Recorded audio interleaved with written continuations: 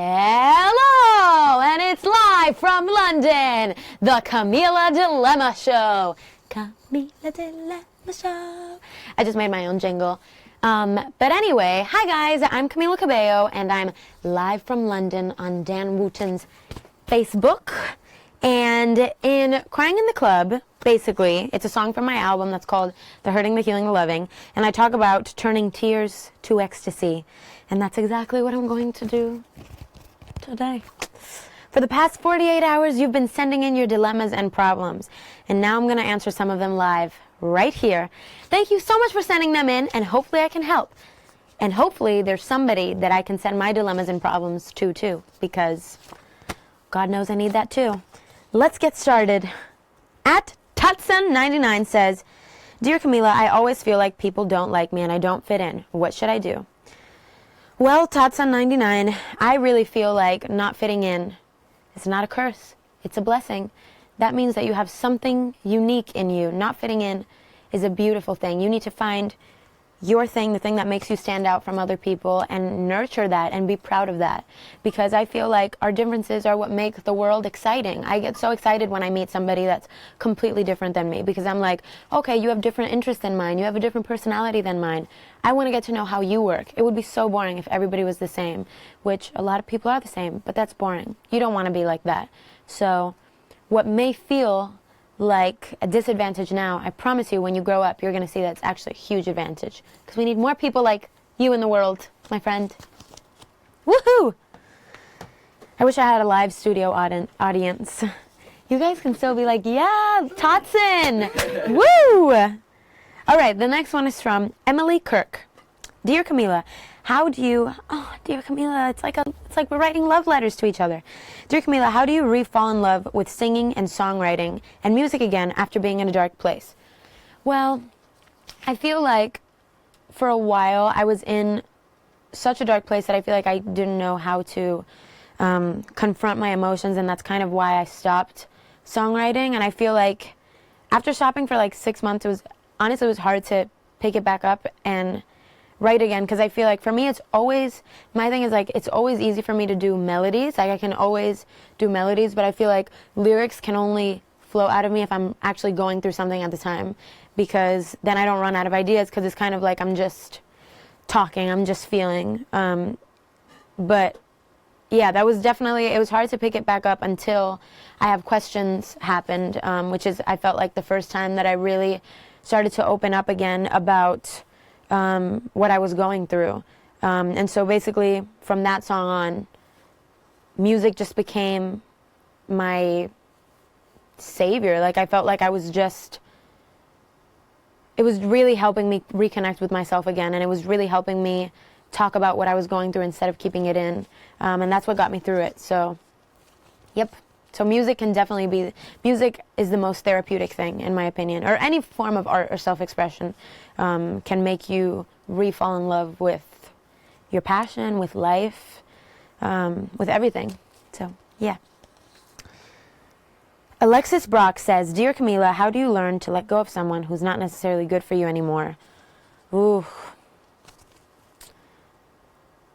I think it depends what kind of relationship it is, because I feel like I've been in a situation where it was like a romantic relationship where the person was not good for me anymore, as in I knew that it wasn't going to last, but it was so much fun and so amazing at the time that I was like, okay, this is worth this memory. Like, this is worth the kind of passionate thing, even though I know that this is not going to last for a long time. And so in that case, I kind of knew what I was getting into. I knew he was trouble when he walked in, but I did it anyway. But anyway, yeah, sometimes you have to decide if it's worth it or not in like a romantic situation. In a friendship situation and just like people that are toxic, I definitely feel like the best thing to do is just be like, honestly, I need to take care of myself. Because once you're in a toxic relationship with somebody like that, it can really start to, you know, scar you for a long time. And, you know, there are people that, you know, try to just kind of put you down, or people that have this negative energy that's just meant to, like, drown you, and those are the kind of people that I feel like you have to cut off as soon as possible, because it starts to affect the way that you see yourself, and you start to see yourself through that person's eyes, which is really, really unhealthy, because that can definitely take a long time to recover from that. So, as hard as it is, and causing the least damage as possible, try to just be honest with the person and just be like, hey, I really need to take care of myself in this situation. But I wish you the best, and peace out. Don't say peace out, but yeah. Let's see.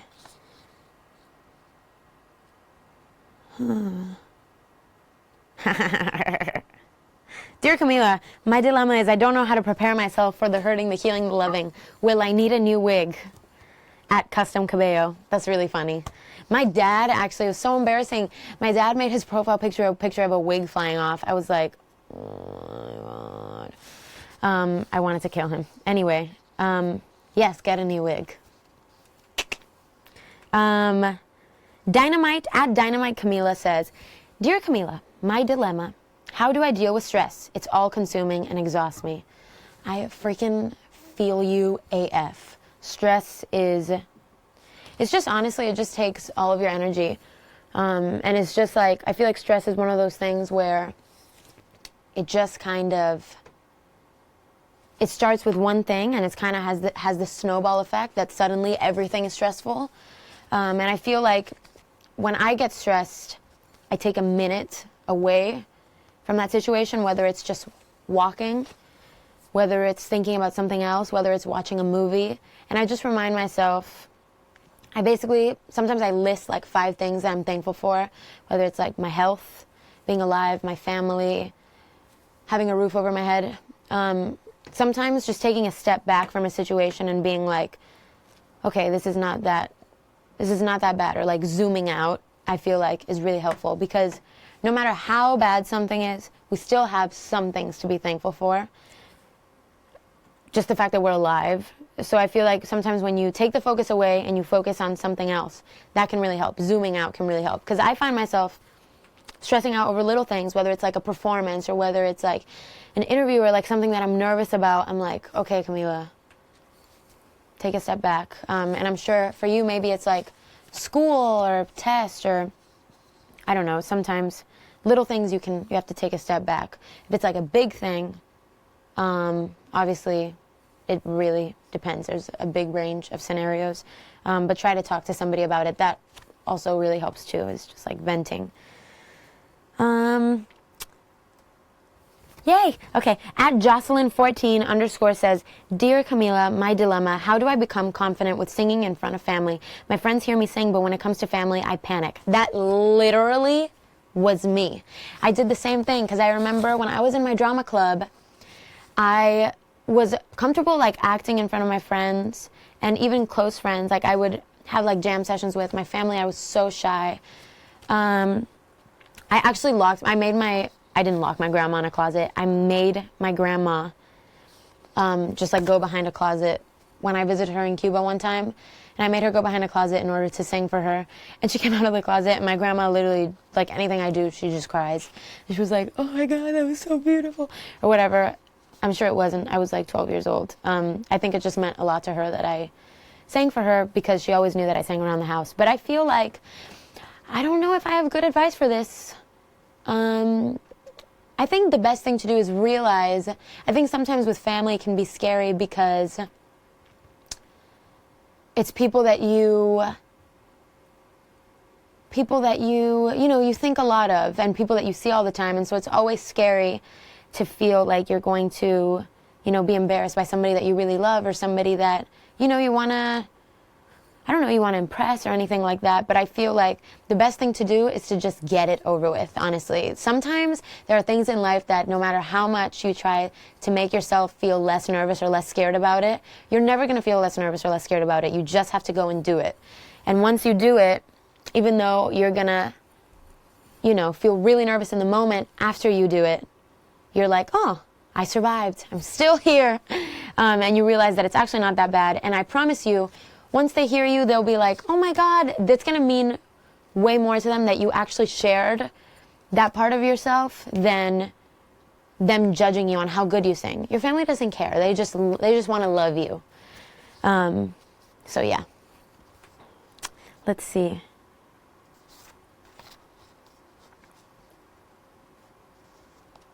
Oh, wow. Okay, this is cool. At Camila Loving says, Dear Camila, my dilemma is, we as the fandom, I love you guys so much, by the way. I just want to get that out there. I just feel like I actually used to have like a small fear of interviews before. And I just feel like meeting you guys and being here in the UK and seeing a lot of you guys in person, I just realized that I have a really good support group behind me. And I feel like you guys just want to see me be happy and healthy. And you guys just want to love me and make me feel supported, and I really, really feel that, and I really, really appreciate that, and it makes me just feel so confident and so excited about everything. So thank you guys. So yeah. At Camila Loving says, Dear Camila, my dilemma is we as the fandom need to know what the Whispers and I Have Questions officially are, and when will we get the next single. So the Whispers and I Have Questions are, how do I fix it? Can we talk? Is it my fault? I'm afraid of you. I think those are all I can remember right now. What's the last thing? Oh, and Do You Miss Me? Yeah, those are all the Whispers. And the next single, I don't know, I definitely have a song that I really want you guys to hear, that I really want it to come out soon. But obviously a single is like, it's a big discussion between the label and whatever, all the boring stuff. But there's one song in particular that I'm really excited about. My favorites kind of change. But there's one song that's called I'll Never Be the Same that I'm really excited about that I feel like describes the loving. And that was actually about tying into the first question. Boy, that was not good for me. But I got a good song out of it. So, okay, let's see.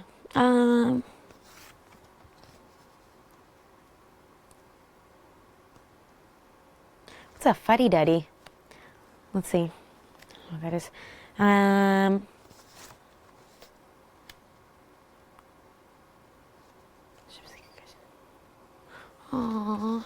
Okay. At Asia _A says, Dear Camila, my girlfriend wants our relationship a secret because she's afraid of coming out. Can you give me insights or advice on what to do? I feel like, I mean, that's such a personal thing, but I feel like everybody, I think that she'll be ready to do that when she's ready to do that. And I don't think that, you know, you can push somebody because you never know what they're going through. You don't know what their relationship is like with her family. You don't know, you know, how comfortable she is with it herself. Maybe it's new to her. I think that it's important to just make sure that just she feels supported and just be like, hey, I love you. And hopefully she has a good support system that make her feel, you know, accepted and loved. But I think that everybody probably comes out at their own time. So all you can do is just make her feel supported and loved, and when she's ready, she will do it. But I've learned that with stuff like that, in the meantime, all you can do is just love them. So yeah, just love her. Let's see. Oh, at Camila's Mini, Dear Camila, my dilemma, I'm secretly in love with a friend and I'm too scared to do anything about it. I wonder if they know. Because I feel like when I like somebody, it's written all over my face. I'm like, I feel like, honestly, life is too short. And I've learned to not take that stuff too seriously because sometimes you never know. Like this person, you might be in love with them and you think that they're so amazing, but you don't really know what it's like to be in a relationship with that person. What if you're in a relationship with that person and it turns out they, you know, they don't fit, they're not the right fit for you. So don't put too much, don't invest too much, don't make it too much of a big deal because you really don't know until you know. So yeah, don't take it too seriously. You're going to have so many people that you fall in love with during your lifetime, so many people that you have crushes on. And life is just about, you know, trying stuff and being like, hey, I like you. And just putting yourself out there. And if they like you too, then be like, okay, great. And if they don't, you're going to find somebody, you never know when. It could be the next day, it could be the next year. Everything happens when it's supposed to, though. But never let fear keep you from, you know, jumping into something that could be beautiful. So just take the jump and just Do it. Say it. Let them know. Let's see.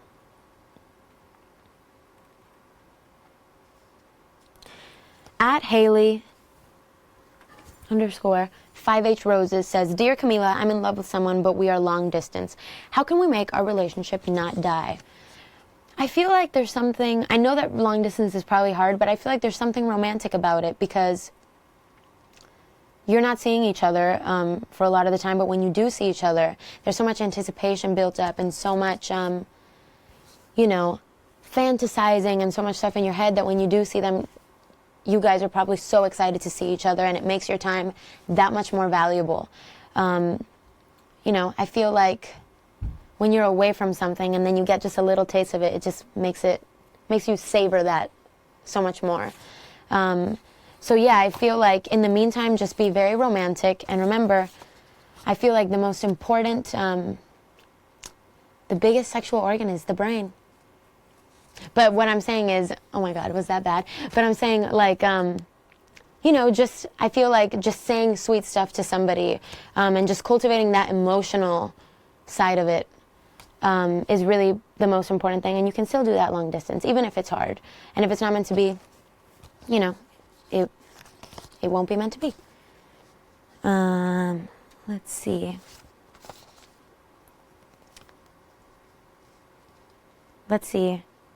Dear Camila, at Sasha's Cabello says, Dear Camila, how can I ask my friends to buy Crying in the Club without annoying them? Just like sneakily slide it in there, you know what I mean? Just be in the car and just put on a song that you know that they'll like, and then just put my song next and be like, huh? And then if they don't like it, just be like, really like this song, and then hopefully, you know, hopefully it all works out. But anyway, if it's really annoying them, if it's going to sacrifice the friendship, then you don't have to play it. Just kidding. Okay, let's see what else we have here.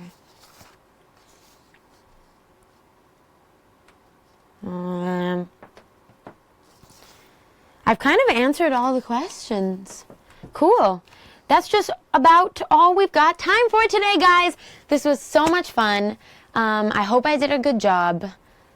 Sorry I ramble a lot, but I hope I gave good advice. Make sure you like Dan's page and add Dan Bazaar on Snapchat now to see all the action from my show tonight.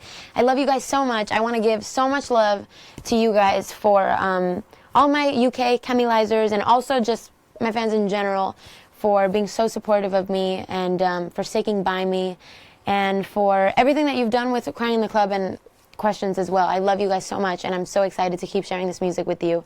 And I love you guys. Bye. Te quiero.